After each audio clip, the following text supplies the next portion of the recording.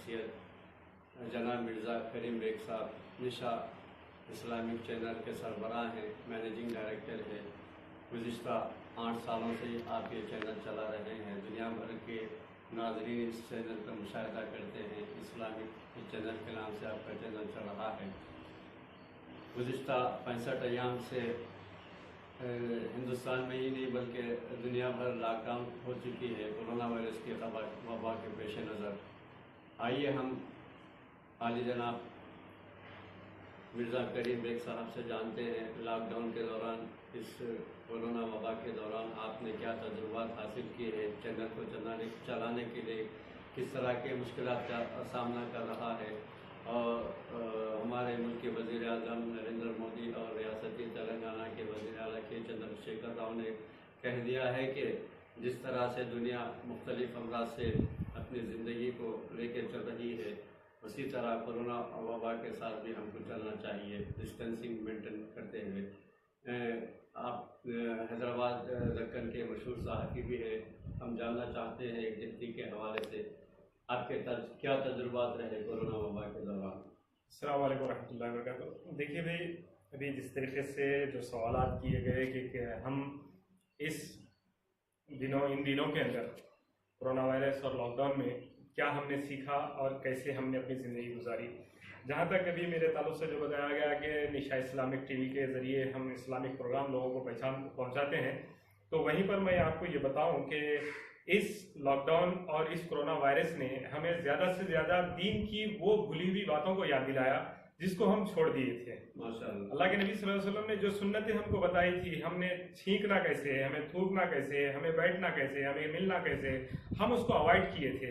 तो ये वबा हमको वो तमाम चीज़ें फिर से याद दिला दी गई कि हमें दुनिया में किस तरीके से रहना है।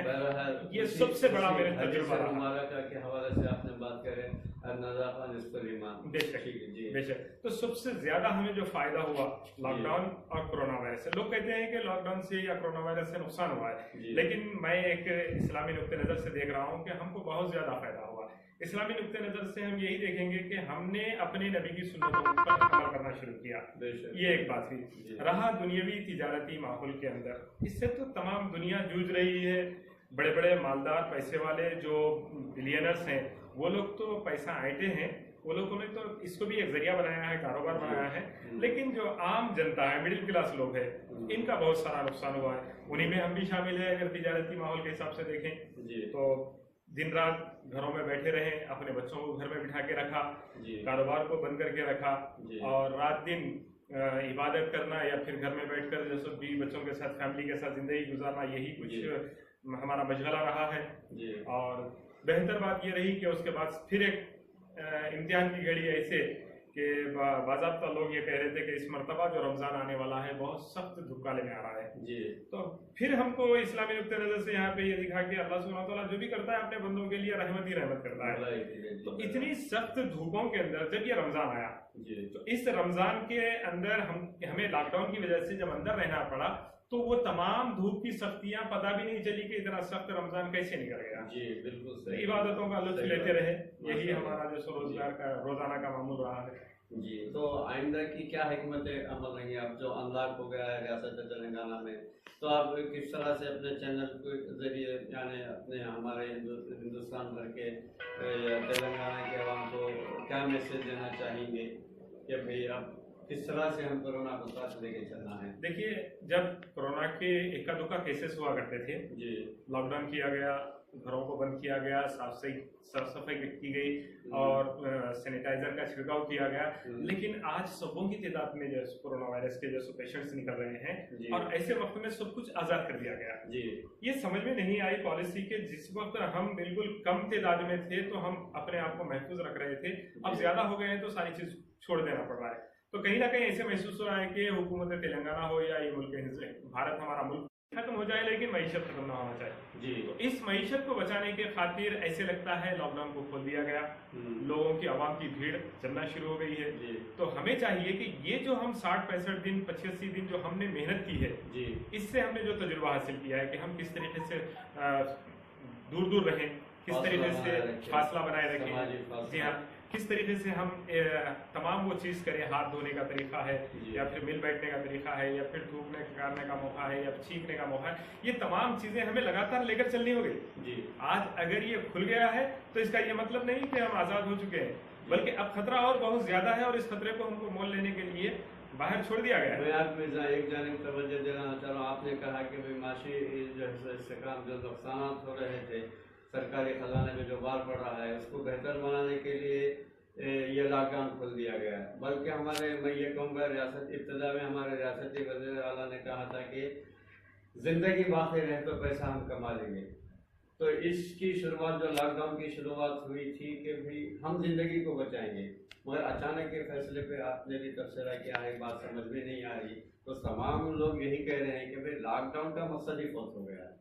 यहाँ देखिए, मैं ये बात, एक सियासी लीडर भी हूँ, मैं इसके अंदर ये बात कहूँगा बहुत ज़रूरी है कि एजुकेटेड लोग अगर सियासी मनसब पर बैठते हैं जी, तो वो लोग अगर ग्रेजुएट होंगे या बीकॉम, बीए, बीएड जो कुछ भी होंगे, और अगर वो एमएलए, एमपी और फिर प्राइम मिनिस्टर या चीफ मिनिस्टर रहेंगे, तो उन लोगों के पास इतनी सेंस रहेगी कि कौन से वक्त क्या फैसले लेना है जी।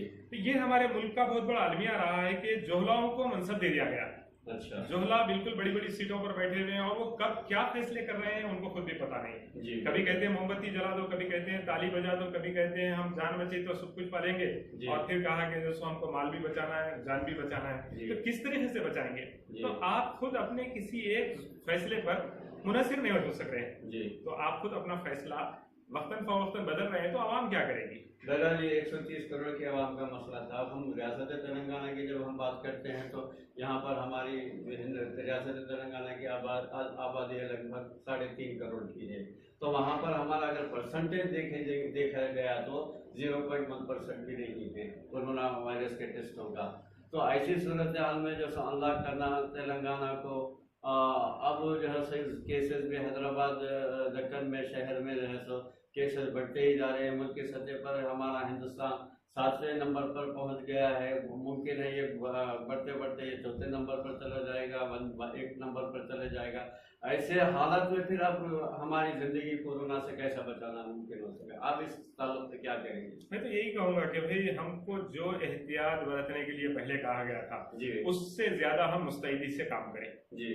यहाँ हमें ये नहीं देखना पड़ेगा कि यहाँ तो अगर आप बीमार होते हैं, अगर आप प्राइवेट में किसी दूसरे हॉस्पिटल में जाना चाहते हैं तो ये तिजारती शोबा बना दिया गया है। कोरोना वायरस का आपको टेस्टिंग करवानी है, 4,500 5,500 रुपए आपको टेस्ट करवाने के लिए हो रहे हैं। आपकी फैमिली की तमाम फैमिली को उठाकर ले जाया जाता है तो 80,000 से 1.5 लाख रुपया आपको खर्च हो जाएगा। यानी ये बीमारी आकर भी हुकूमतों को कमाने का एक जरिया बना रही है।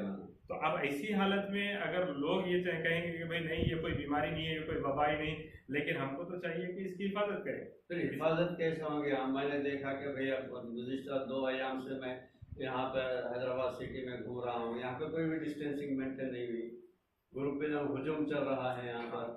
तो फिर अब हालात क्या, हुकूमत कैसा मुकाबला करेंगी? गरीब आवाम तो आप जैसा बताए कि भाई ये कमाने का जरिया बन गया है। दवाखाने में जाएंगे तो अब 1 चार्ज से फैमिली रहेंगे तो उसके 1 लाख 1.25 लाख रुपये खर्च हो जाएंगे। तो गरीब कहाँ जाएंगे फिर इलाज के लिए?